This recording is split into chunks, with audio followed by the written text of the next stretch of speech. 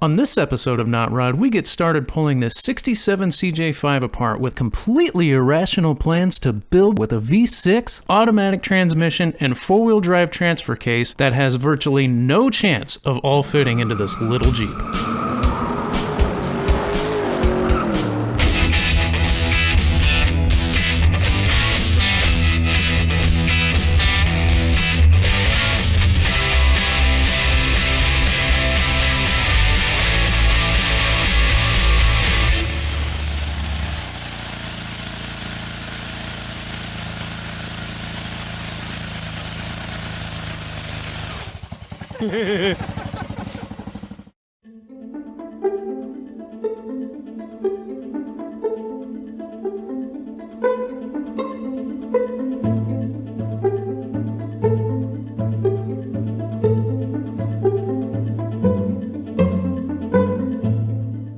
Okay, so today we're getting back to this original garage and another 60s project that's going to be kind of more of a long-term thing. Basically what we're doing is we got to take the V6 that we put in Brandon's Samurai years ago, and we're going to shove that over into this 1967 CJ5, and the axles and everything coming out of that into this. So the history on this thing is it's actually Brandon's wife's Jeep, which actually belonged to her dad. He got it when he was actually pretty young, and after sitting around for a while, the motor seized up. She got it off of him a couple of years ago, and it's sat since then. And we actually tried to get this motor broke loose, and it just wasn't happening. I mean, we strapped a chain to this thing, hooked to another truck, and drug it like 20 feet, and then dumped the clutch on this thing to try to break it loose, and the engine just was not unseizing.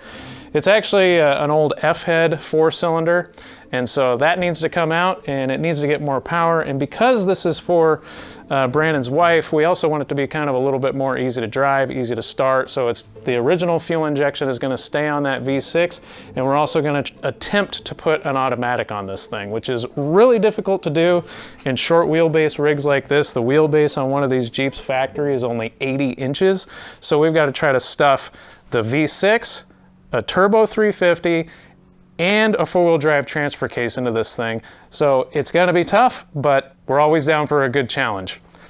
Oh, did you see the mini bike? I've been riding her around a little bit. I guess these band brakes only work like one way, and I got it on backwards, so I have to figure out that.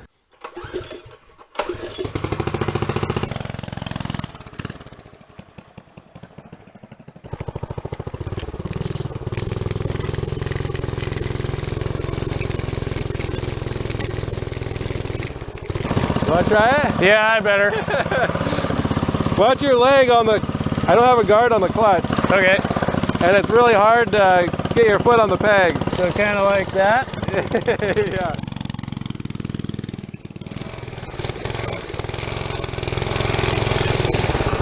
Yeah. These brakes are horrible. Yeah, they're terrible. Pretty much doesn't stop. Oh no. It's probably out of gas. Yeah, it's out of gas. Well, that figures. Another Not Rod tragedy. You know, just when I thought the wacky machine was the weirdest thing to ride in the world, he built this thing. Sweet little air cleaner for it. Yeah, it's super badass. Cut down a set of old Harley bars. So for summertime, I'll have to get this thing finished up. It's super light, so it's not like... Yeah, that's pretty cool. It's definitely lighter than the wacky machine. So maybe build like a cool little thing on the front of the truck to haul it, or on the trailer. Something. But pretty sweet. Always wanted one of these bad boys. So basically our plan for today is just get this thing stripped down, get the engine out, get the whole front clip off, and then see where we go from there. Just make a little thing. Hey, anybody looking for some old Jeep parts? Live in the state. Hit us up. We got Jeep parts to get rid of. Yep.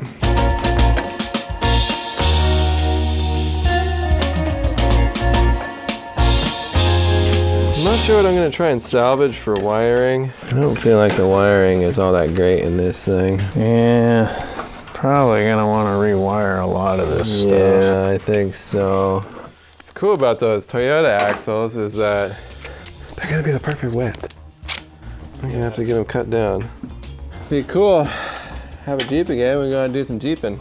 Yeah, exactly, and it'll actually be real Jeeping, not samurai with Jeeps. Samurai and Jeep. See, that's the thing. You may be asking yourself, why strip apart a perfectly good samurai to build a 60s Jeep? Well, 60s Jeeps are badass. And besides that, it's our show, so we can do whatever the hell we want. I think we're gonna try and make it a little bit streetable. I'm not sure what exactly I'm gonna have to do that. The steering on those Toyota axles is pretty good. So I think it'll probably ride pretty decent. Yeah, so on a CJ5, there's one bolt right down here in the middle of the grill that has to come out before the grill will come out. And if you forget that bolt, the grill doesn't come out. Oh, it's actually got good antifreeze fluid in it. See, this is the great thing about Jeeps. You can reach both sides of the firewall at the same time. Honestly, Jeeps are great to work on. I can actually bleed the clutch on my Jeep by myself. Yeah. Push in the clutch pedal with one hand and work in the bleeder screw with the other. Yeah. There it goes.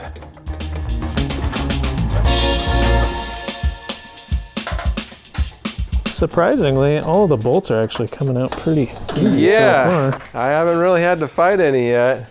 Although, we just probably jinxed it. Yeah, shit, I shouldn't have said anything. Well, I'm going to apologize prematurely then, because... Yeah.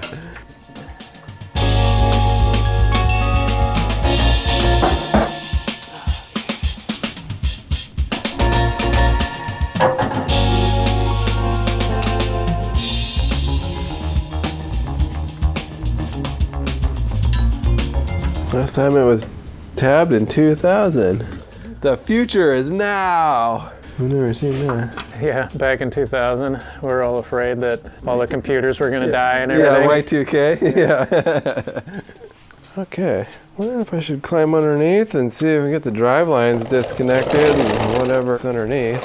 I don't even know why I'm actually trying to get this hose off of here when it could just be cut. Just cutting. Well, you gotta be thorough, you know? Even though the hose ripped in half while I was getting it off anyway. See, here's the thing. With as easy as all of the stuff is actually coming apart on this thing, I just know there is one really big freaking obstacle coming up. Yeah. There's no way this is gonna be that easy. Yeah.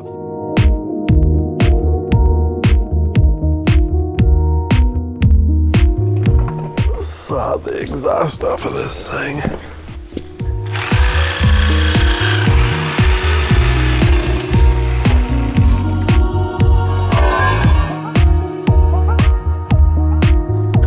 Okay, so probably be a good idea to leave the remaining 2 motor mount bolts in until we get the cherry picker on and you're not underneath it. Yeah. This is the lowest Jeep in the world.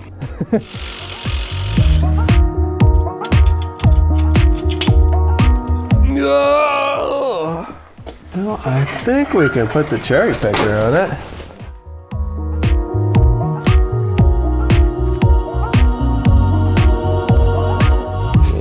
It's just gonna push it back up in there. So the tool is bigger than the engine. Yeah.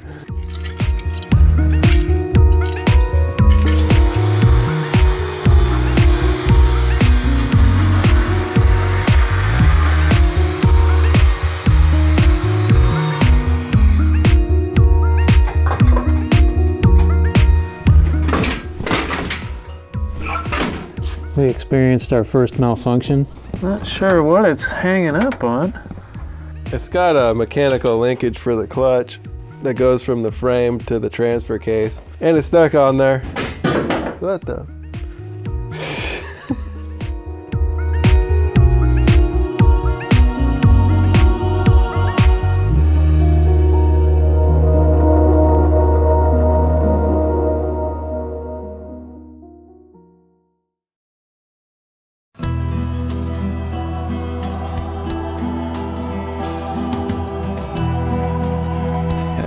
get that shifter off. It's so stupid. The hole's so small, you can't get it off.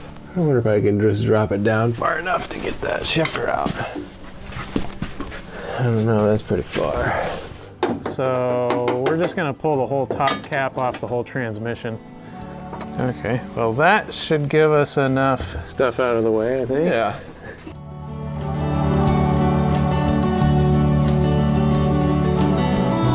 We experienced our first malfunction. It's got a mechanical linkage for the clutch that goes from the frame to the transfer case. And it's stuck on there. What the? I thought that they just kind of fit into one side. It just slides into the transfer case and then bolts to the frame. So I thought I could be able just to pull it out of there, but nope. There's a mounting thing that goes through the frame. We'll just have to take it off there. How are you supposed to be able to do that? Maybe hammer that off of there. It's all bent now anyway. Although, yeah, I think that's what's holding the tranny up too. So. Let me put this under it a little bit better. That'll at least hold up the back end of the tranny. Yeah! Yeah! Yeah! All right, we might actually be able to get this thing out now. The transmission might need, well, that might have done it actually. Oh, look at that.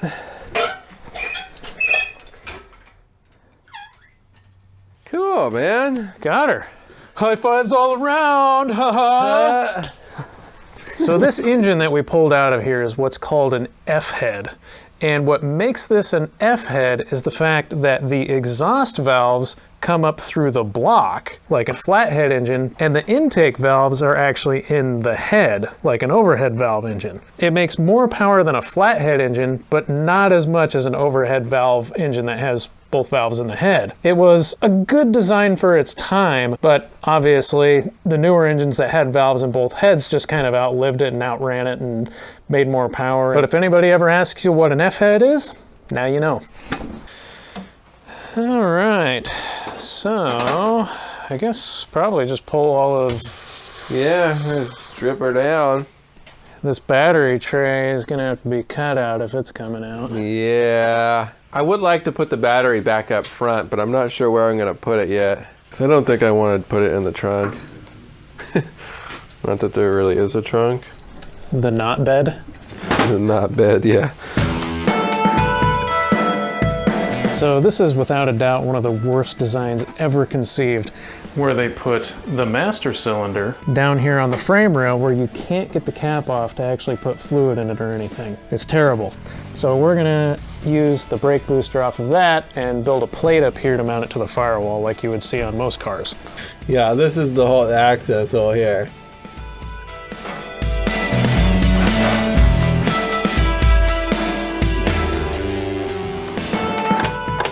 That brake pedal gonna come out of there?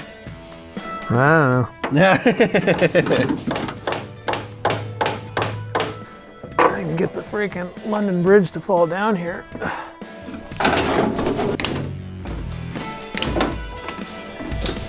Hey! Pedals out. Pedals! Victory. However small of one. What a goofy ass steering setup. That is super goofy. Beautiful Jeep engineering. I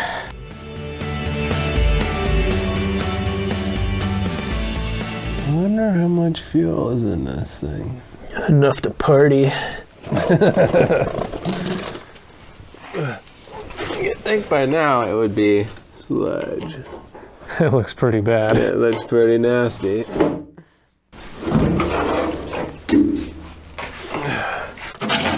Find any goodies? No, just rust holes. What's this? Oh. I mean, it's a dime. Check the date on it. 1908 or 1998? What's the difference? Pretty sure it's 98.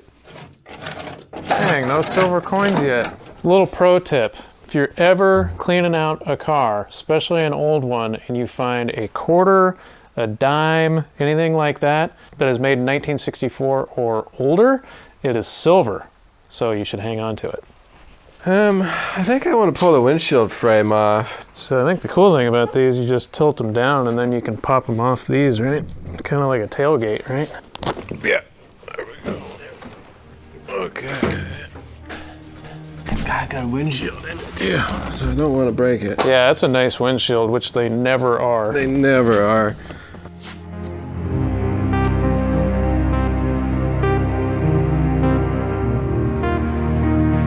Yeah, man, she's coming apart, ain't she? Sure is. Well, what do we got next? I'm just gonna pull this dashboard back. Then from there, I think that's pretty much it for now. And then I'll probably start measuring up this stuff, seeing how it's gonna fit on there. Pull an engine and stuff out of this, mock it up with that Turbo 350 and the transfer case. Feels like the wiring is caught on something. Oh yeah. I can't tell what exactly it is that is hung up. Yeah, I mean, I can't really.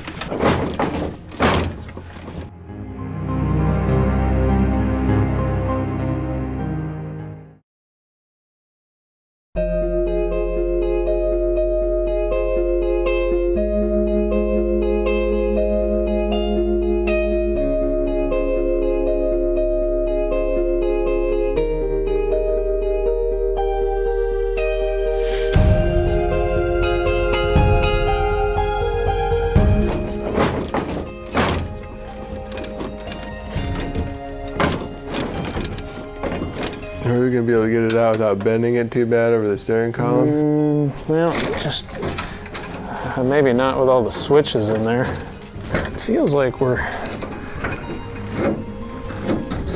the wiring is caught on something. Oh yeah, the wire. I haven't undone any of the wiring.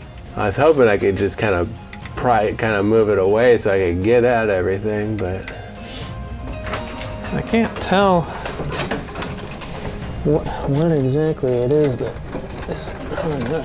oh, it's the stereo. Oh, okay. So it probably isn't even the wiring. It's just there's a bracket there.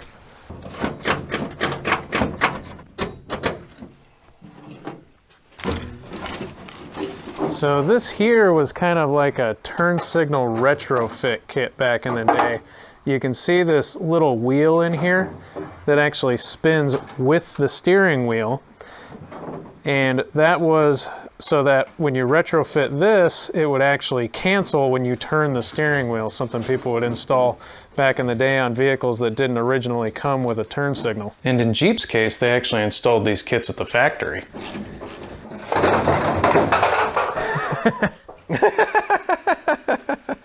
All right then. It's falling completely out. That's one way to do it. It sucks that the heater setup's on the driver's side because you put power brakes and shit on it. You can't use any of this. Yeah. You know, unless you could. You might be able to retrofit it to the passenger Flip it side. over and put it on the passenger side. Yeah, you'll probably figure out something for that. Nice flat surface to mount it to over there. Yeah, I wonder, you'd have to make some ducting to readapt everything, I think. I would like to have all the defroster shit though, you know? Wow, man. They gave her the old stripping. Mm-hmm. Look at these little tiny pistons, man. I wonder what the 440 piston looks like next to it.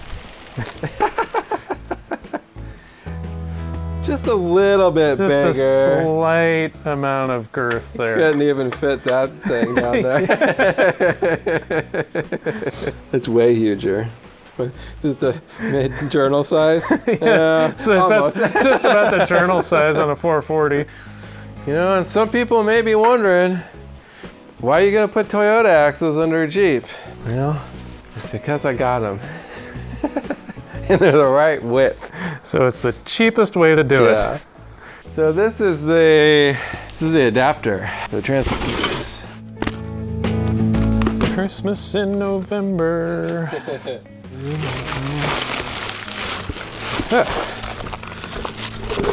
This is the unit right here. So that should go to the transmission. Oh, this is a... Oh! I wonder if I can use a top shift or a forward shift. Because on that one, the one I got in there is a forward shift. Well, I wonder.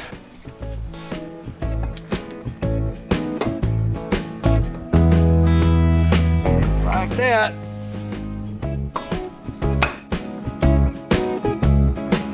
Yeah, but except I think on this one, this whole plate is one plate.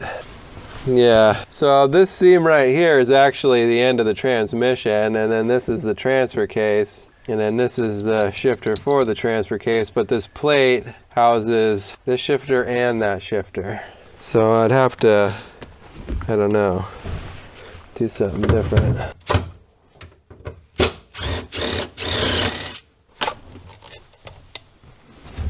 Yeah, it's on one plate. But I wonder, because there is a model where the shifter is actually on the transfer case back here. I'm wondering if you can get that shifter top and then put it out forward, and I could use these shift rods that come into the transmission and not have to change anything on the transfer case. I have another transfer case and it's got the rods to shift directly off the top, which is kind of what I had planned on doing, but the further forward I can get the shifter, the more happier I'll be. So I'd like to put a, you know, a little center console box right there. Yeah. This is basically what I'm going to be using. This is what I got in that, but the one I got in that has a 4.7 to 1 low gear kit in it, and I want to keep that.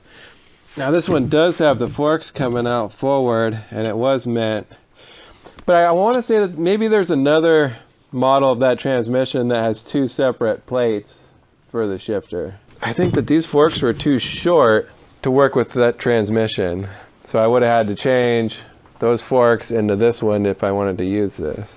I'm not sure how that works. I'm gonna have to research that. Whew, that's gonna be tight, dude. 6 inches shorter. Dry blending nuts already pretty short. And what do you think's gonna be next on this thing?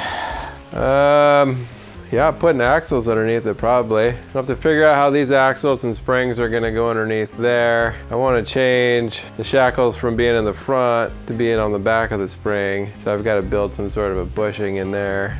Yeah, then put the motor, tranny, and transfer case in. Did you wanna strip the axles out of this before the motor and tranny and transfer case goes in, or you wanna try to get all that stuff mounted in here? I don't know. One thought I had was we may want the weight of the motor and everything on it when we set it down, so we can set our shackle angle and our spring mounts. So we'll probably want to put the motor and tranny transfer case all in. Get that set up and then work on the axles. Well, cool, because putting the engine and tranny in is funner than doing the axles. So we'll save the funnest thing first. Yeah. Save the worst for last. Yep. Cool, well for now we got this thing stripped down pretty damn good, so that's probably gonna be it for the night.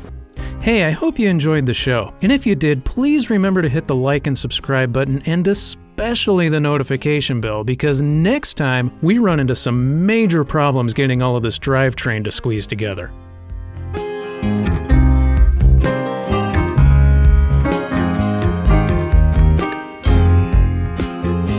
But if anybody ever asks you what an F-head is, now you know.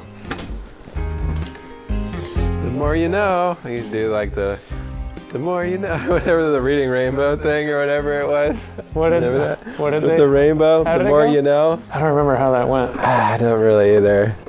It's like, doo-doo-doo, the more you know. And then it had like a rainbow and shit, like way back in the day.